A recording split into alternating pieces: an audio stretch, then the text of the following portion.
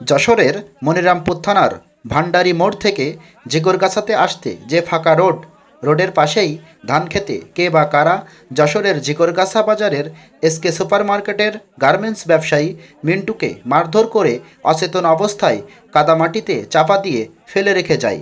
স্থানীয় জনতা টের পেয়ে তাকে উদ্ধার করে যশোর 250 শয্যা বিশিষ্ট জেনারেল সদর হাসপাতালে চিকিৎসার উদ্দেশ্যে পাঠিয়ে দেয়। ঘটনাটি ঘটেছে কিছু সময় আগে, অর্থাৎ 28শে জুন রাত আনুমানিক 10টা থেকে 10টা 30 মিনিটের মধ্যে।